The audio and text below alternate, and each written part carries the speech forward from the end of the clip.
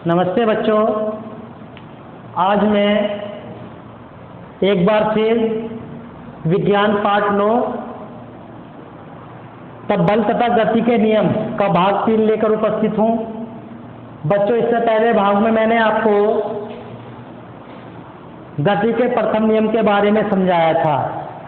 मैं समझता हूँ सभी बच्चों ने पहले नियम को अच्छे से समझ लिया होगा और अपने दैनिक जीवन में होने वाले कुछ उदाहरणों को भी समझा होगा जो आपकी गति के पहले नियम से संबंधित हैं।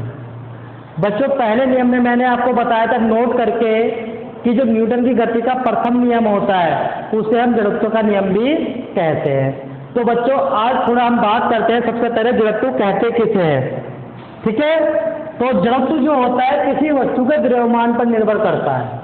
मतलब जितना वस्तु का द्रव्यमान अधिक होगा उस वस्तु का जड़त्व भी उतना ही अधिक होगा, और जितना वस्तु का द्रव्यमान कम होता है उस वस्तु का जड़त्व भी उतना ही कम होता है।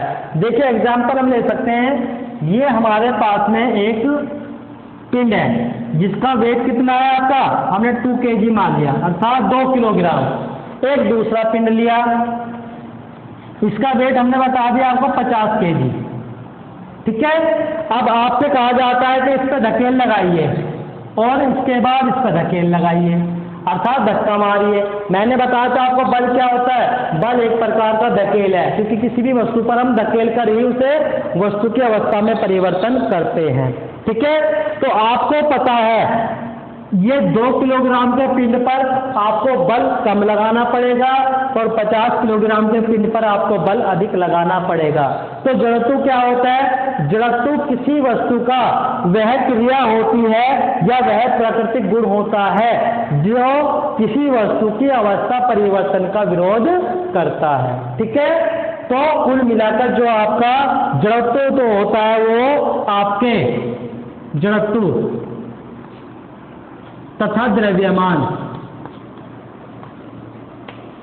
तो जो किसी वस्तु का जड़त्व होता है पूरी तरह से कहाँ होता है, उसके द्रव्यमान पर निर्भर करता है। तो लिख भी सकते हैं किसी वस्तु का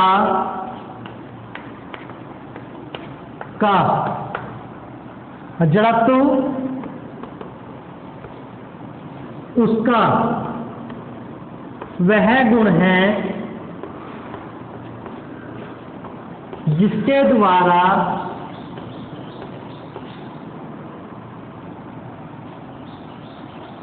वह किसी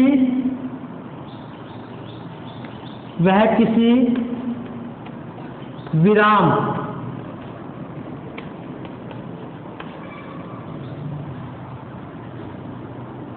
वस्तु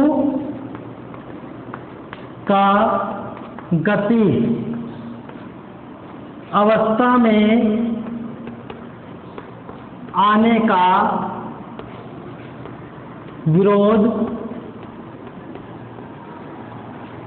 करता है, ठीक है बच्चों। जबकि किसी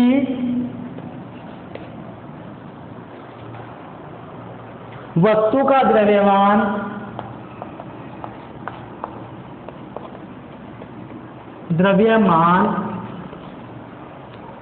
उसके जड़त्व की माप होती है, उसके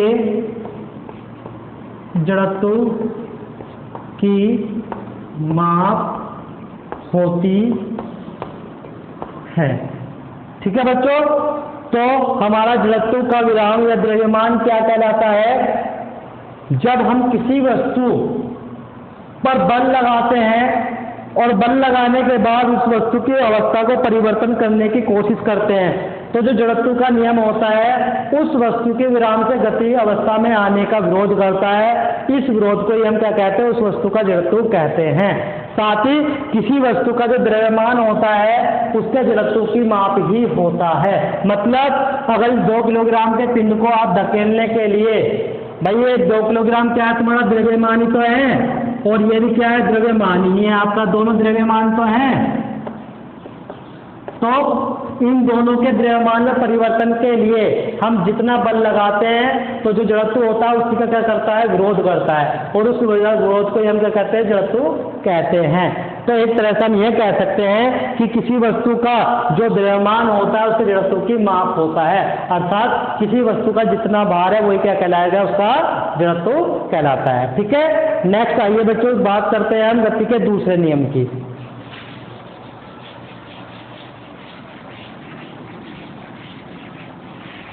दूसरे नियम की बात करते हैं, गति का दूसरा नियम।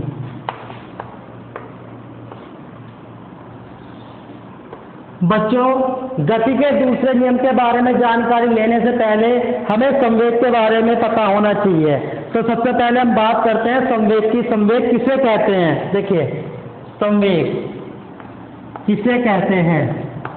किसी वस्तु के द्रव्यमान और किसी वस्तु के द्रव्यमान और वेग के गुणनफल को उस वस्तु का संवेग कहते हैं। ठीक है बच्चों, संवेग क्या होता है? किसी वस्तु का जो द्रव्यमान होता है और उस वस्तु का जो वेग होता है, यदि दोनों की गुणा करते हैं तो दोनों की गुणा करने पर जो प्राप्त होता है वह उस वस्तु का क्या कहलाता है? आपका संवेग कहलाता है। संवेग को T से प्रदर्शित करते हैं। ठीक है बच्चों, अर्थात T बराबर क्या होता है आपका mv। यह क्या होता है? किसी वस्तु का संवेग। तो जो बच्चों आपका न्यूटन की गति का दूसरा नियम है वो किसी वस्तु के संवेग के ऊपर डिपेंड करता है, अर्थात किसी वस्तु के संवेग के ऊपर निर्भर करता है। इसीलिए गति का दूसरा नियम समझाने से पहले मैंने आपको समझाया संवेग। तो सभी बच्चे याद रखेंगे संवेग क्या होता है? किसी वस्तु के द्रव्यमान और उस वस्तु के वेग के गुणनफल को हम क्या कहते हैं? संवेग कहते हैं। ठीक है, संवेग का मात्रक क्या होता है? संवेग का SI मात्रक क्या होता है तुम्हारा? देखो, M मतलब द्रव्यमान, द्रव्यमान का मतलब होता है किलोग्राम, और V मतलब वेग, वेग का मात्रक होता है मीटर प्रति सेकंड। तो इसी प्रकार से संवेग का मात्रक क्या हो जाता है आपका? किलोग्राम मीटर प्रति सेकंड। ठीक है, तो किसी वस्तु के संवेग में परिवर्तन की दर आगे बात करते हैं। चलिए बच्चों, इससे क्या पता लगता है आपका? देखिए, इससे पता लगता है आपका किसी वस्तु के संवेग में, किसी वस्तु के संवेग में, किसी वस्तु के संवेग में परिवर्तन की दर में, परिवर्तन की दर उस पर लगने वाले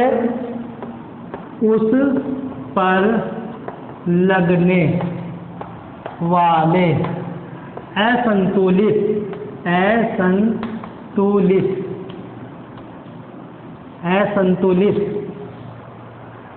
बल की दिशा में समानुपाती दिशा में बल के समानुपाती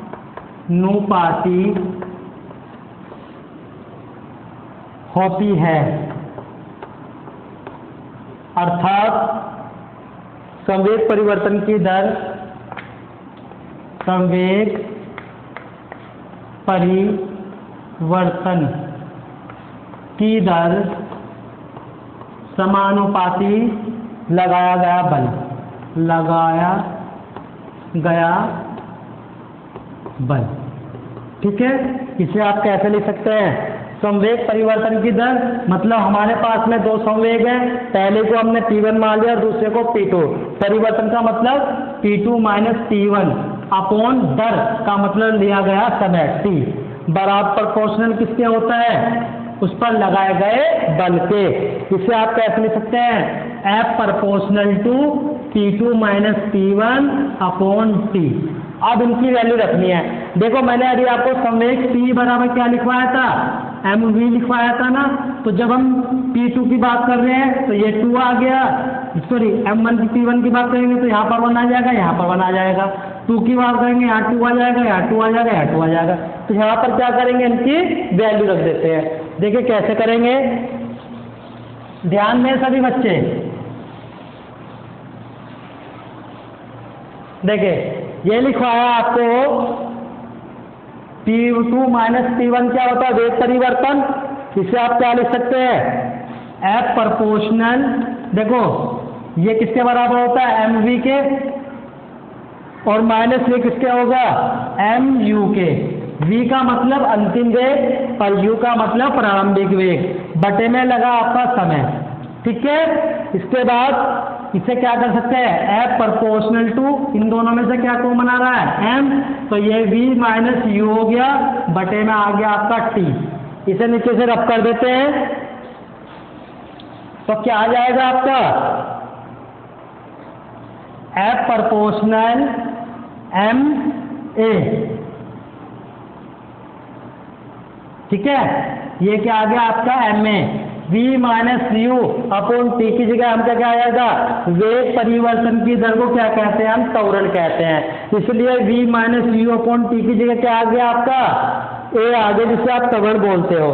ठीक है, इसके बाद इसे हम लिख सकते हैं F बराबर k m a। यहाँ क्या है आपका? के बराबर हम क्या रख देंगे? 1 रख देंगे। जब आप 1 रखेंगे तो F बराबर क्या आ जाएगा आपका? ma आ जाएगा। तो ये ma क्या है? आपका गति का दूसरा नियम है। अर्थात न्यूटन की गति का दूसरा नियम क्या होता है? किसी वस्तु के द्रव्यमान और उसके त्वरण के गुणनफल को हम क्या कहते हैं? बल कहते हैं। अर्थात यही क्या है? आपकी न्यूटन की गति का दूसरा नियम है। ठीक है, तो इसे हम कह सकते हैं, यदि m बराबर हमने मान लिया 1 kg, ठीक है, a बराबर मान लिया हमने 1 मीटर प्रति सेकंड स्क्वायर, त्वरण का मात्रक होता है। जब आप यहाँ रखेंगे तो F बराबर क्या हो जाएगा? 1 kg गुना 1 मीटर प्रति सेकंड स्क्वायर, अर्थात F बराबर क्या आ गया? 1 kg मीटर प्रति सेकंड स्क्वायर, या इसे आप लिख सकते हैं F बराबर 1 न्यूटन। ठीक है, तो मात्रक आपका ये भी हो सकता है और न्यूटन भी, क्योंकि बल का मात्रक अधिकतर हम क्या यूज करते हैं? न्यूटन। अब बात आती है कि न्यूटन ही क्यों हम लेते हैं। देखो बच्चों, जितने भी आपके अधिकतर साइंस के अंदर मात्रक रखे गए हैं वो सभी मात्रक लगभग उन वैज्ञानिकों के नाम पर रखे गए हैं जिनके द्वारा उनकी परिभाषा या उनके बारे में जानकारी दी गई है। जैसे कि आपको पता है गति के तीनों नियम किसने बनाए हैं? न्यूटन ने बनाए हैं। और दूसरा नियम क्या है आपका? F बराबर m में आया, अर्थात किसने दिया? आपका न्यूटन ने।